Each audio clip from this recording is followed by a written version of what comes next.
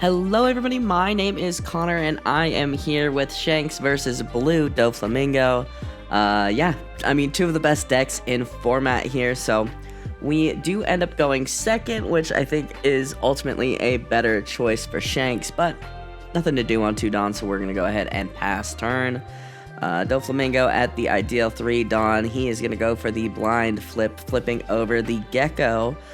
So not the worst thing you could get there, but not really what you want to see. Of course, there's nothing in his trash at this point in the game, so not too great. So we're going to go ahead and counter out with leader ability and a 2K Sanji.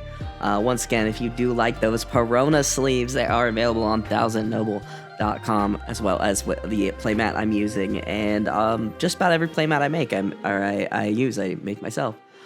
So we're going to go 5 in the Gecko just to try and get a card out of hand, and we end up getting the Perona out of hand, and we are just going to play Lucky Brew and pass. I think Lucky Brew in this match is really good. It's an easy way to clear some bodies that he, floods out. So happy to have Lucky Brew here. I think this list I'm only running 2 Lucky Brews.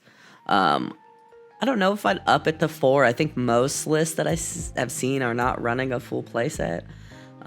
But as I mentioned in some of the previous videos, I'm not sure which Shanks. I'm having trouble coming up with a Shanks list that I like. So if you guys have a Shanks list, please share it down below. I'd be interested to see what you guys are rocking. And, if there's a certain tech card you like, let me know. I'm, once again, curious about it, interested to see. So hopefully I do remember to stabilize this video because I am bouncing my leg that is right next to my tripod. So it's shaking a little bit, but Warp Stabilizer is my friend. My opponent just taking some time to play, to sort out his Dawn. And yes, he is playing with his Black Slab AA leader, Doflamingo. Talk about a mad flex there. It looks like he's probably going to be swinging pretty aggressively, 7 minimally, if not more. But with 3 Dawn, what can you really do? This might be a really aggressive swing. Might give me 2 really aggressive swings, which is not exactly what we want to see. Yeah, might have to just go ahead and block with Lucky Brew on this Gecko here. And no, I actually decide to take it. We get the Rayleigh, the beautiful alt art Rayleigh I have.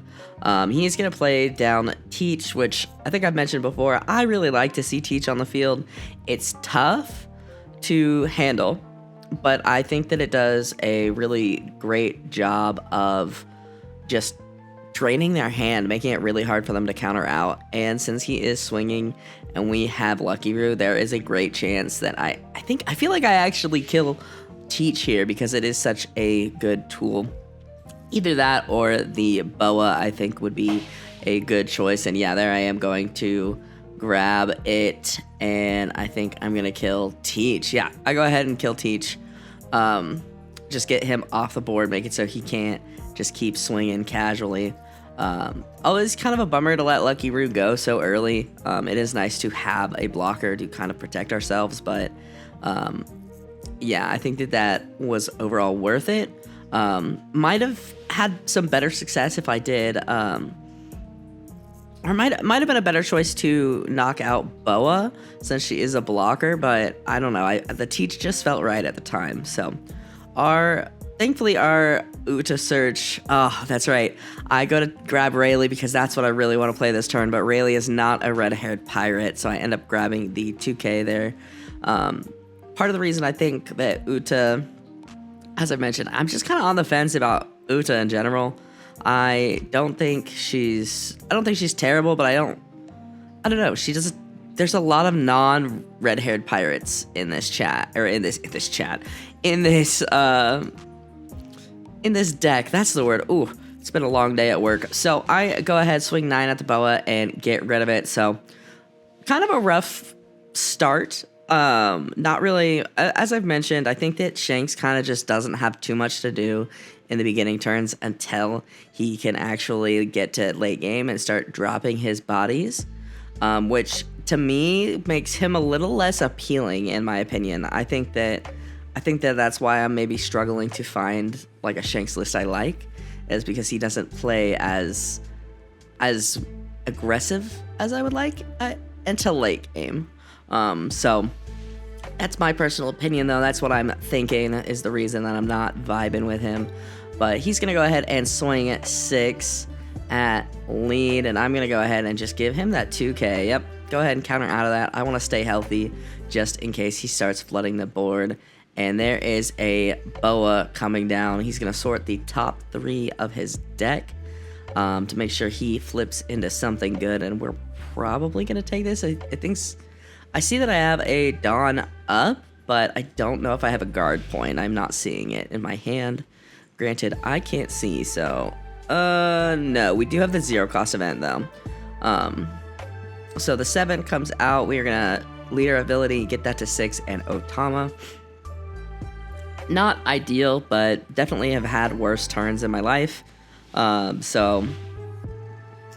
I mean, I think countering out of that was pretty smart. But we are at 8 Dawn, which finally means that we get to play the game now. So we're gonna tap 8 to play Rayleigh, and the choice is: do I block, or do I pop Weevil, or do I pop Boa? They're both the same amount, and they're just kind of beefy bodies.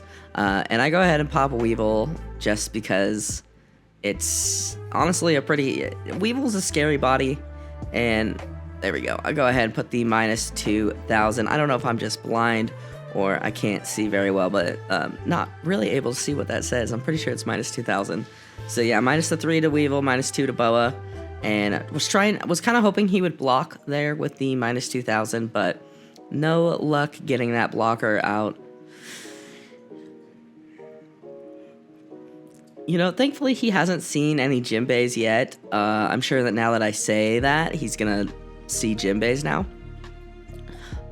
But Jinbeis definitely help this game get a little out of control, or at least help that deck get a little out of control. And with Rayleigh on the field, I'm thinking we're sitting pretty. We also have 10-drop Ace, or 10-drop Shanks. One of those 10-drops. You can tell I'm a filthy yellow player by the autopilot to 10-drop Ace there. We're gonna go ahead and take this 6, getting a Marco. Not too much counter in my hand as far as I can tell, and I'm gonna go ahead and adjust my camera a little bit, kind of scoot it back to see if I can stop bouncing my leg so much. And now you guys can see my beautiful brown hair.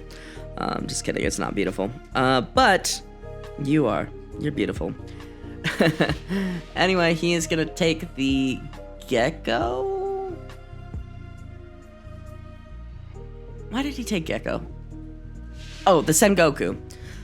That's what I'm saying. I can't see. I really got to get my eyes checked. It's making this whole commentating my own games very hard.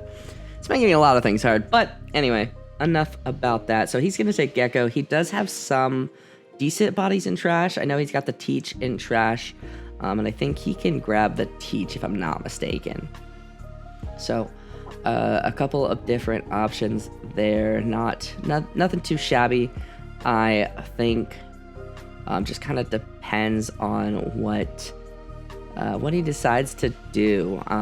We are down to 3 life, and I think he still has 4. It looks like 3 or 4. I haven't done the layout yet, so I'm not 100% sure.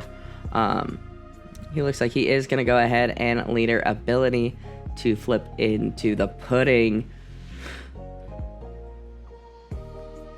Yeah, unfortunately, the blind leader ability kind of not paying off that time. And with this 7k attack, I am thinking about 0 cost eventing out of it. I don't have a lot of counter, so yeah, I just go ahead and give him the dragon. I'm thinking in this matchup, I was torn between, do I play Shanks or do I play Dragon? Dragon, I think, gets me just a lot of value for the turn, but Shanks will make it so he has to invest on to swing most of his characters at me. Most of Dofi's characters are a 5k. So playing Shanks, most of his characters are 4k, which is a lot easier to swing into. First of all, they're all 1,000 less. So we're gonna swing 5 into 4, and I'm just telling him they're all -1,000 because of Shanks. We are gonna go 8 into life, and he will take. So yeah, he is at 4. We go ahead and chunk 2 life there. No Dawn up. Very little counter in our hand. But his board is not as threatening, and as I mentioned, he has to give Jinbei and Gecko Dawn to swing into me. And if he just gives them the 1 Dawn, I can just leader ability. I think Shanks' leader ability is very good, and I think that his leader ability is neutral enough to where he's just going to be a good red leader for a long time. He's going to be one of those leaders I think you can just throw. And I feel like he kind of is one of those leaders. You can just throw whatever cards you want into him and do okay. Yeah, and I mean, the leader ability, making it really hard to swing into him, is pretty solid. So there is a chance. I feel like my opponent, I have 3 life, he's at 2. I feel like my opponent has to clear some. I feel like he could go for game, but I don't think it's the right play. I think that there is a chance, you know, as we all know, if we watched the Purple Luffy versus Shanks video, I do have Red Hawks in my deck, only 2, but you know, as far as I'm concerned, assume Shanks has 4 every time you play him, or play against him, I should say. But doing the Sengoku and bottom decking everything but the Jinbei, getting the Jinbei there, pretty lucky. Should help a little bit with the board, and if not, you know, it's a good card to, what is it? It's a good card to, no, my brain just stopped working. It's got counter, that's what I'm trying to say. So he's going to swing the 5 into Shanks, and I'm going to take that one. We get a 2k, which is pretty nice. Just trying to save my leader ability for something a little more threatening here. The 7 into Shanks, or excuse me, the 6 into Shanks, I'm going to go ahead and give him the 2k, 1k, or excuse me, just the 2k. I'm so used to it being 7, the minus 1000 on the Shanks side, or on my side. The Shanks giving everything minus 1000 has got my math all wrong here. So I'd love to see another rush character. There we go. So I put the minus 1000 token there in hopes to help me and my opponent, but mostly me, I won't lie. Swinging the 5 at lead there. I think I'm just going to go ahead and leader ability. Yep, we go ahead and leader ability, showing off our cool Perona sleeve. He's going to go ahead and take the Sengokus off board to play another Jinbei into a Boa blocker, it looks like. So pretty tough play there. Yeah, and now he's going to be able to leader ability, ideally hitting something that can help him regain some control. And he realizes he didn't check the top 3, and I'm like, dude, it's fine, go ahead, check the top 3. Not really worried. I know he's got a full board right now, so he's going to have to get rid of something. And this is the last swing that is coming at me, so it really just depends on what we get out of life, what we see. He's gonna flip over the law here, and he's trying to figure out what he's gonna replace the Gecko with it, and he's trying to figure out what he can or what he should bounce to his hand, if he's gonna bounce something to his hand. Doesn't look like he's going to bounce anything to hand, so I'm gonna go ahead and give him a 2k out of that. Is it? I don't know if I countered enough there. But we do top deck another 10 Shanks. So yeah, that's no brain. We're gonna go ahead and play it. Minusing everything on his board by 2000. And to start, we are just gonna swing the 5 with lead. Potentially it looks like at Boa. That's an interesting choice. I think it's because he does have a body up, and I guess I just don't feel very comfortable going for game here. I'm thinking I want to clear the board and really play it safe. But I do end up swinging that 10 to life. Was he at 2 life now? Did he start with? Oh, Dofi's a 5 cost or 5 life leader. I don't know why I thought Dofi was a 4 leader. Probably because I play against a lot of green, purple Dofi over blue Dofi. But yeah, so he's down to 2. I'm down to 2. pretty to the wire, and I only have 3 cards in hand and 1K, so depending on how he does this, he could really hurt. Thankfully, we did end up clearing his board. Now he only has 2 bodies, and unless he's teched in the Rush Usopp, which I don't think a lot of Dofis are doing, he's got 3 swings, so we just have to be able to counter out of one of them. And I think that there's a chance that he knows that if those 3 swings don't connect, he's dead next turn. I mean, 2 Shanks on the board. He's gonna have to split up his Dawn and go, for lethal. I think that's his best play, and I think he thinks it's his best play as well. Thankfully, as I mentioned, the 2 Shanks minusing everything by 2,000 on his board, really making these big swings less worrisome. We go ahead and we take that. We get a 2K, and the 7, we just have enough. We leader ability, and we go ahead and give him 2 cards to get out of that 7, making it a 6. I really only needed to give him 1 card, so I guess I repaid the counter I missed, if I remember correctly. So yeah, we top deck another 10 Shanks, which is just very lucky on us. He's gonna counter out of the 8. I'm gonna go 10 or 12.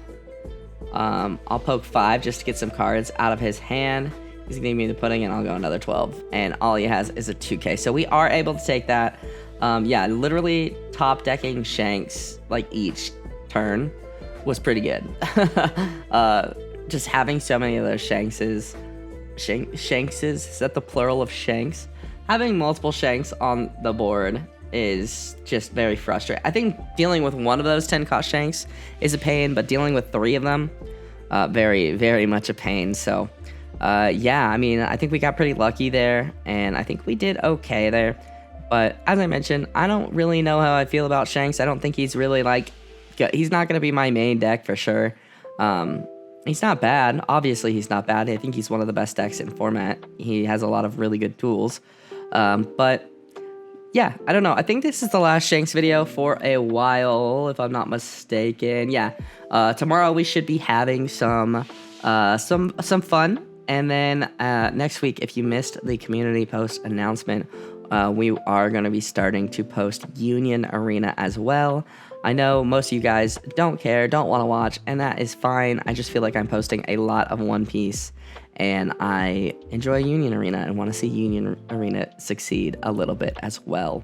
And if I can help bring some eyes to it, I will.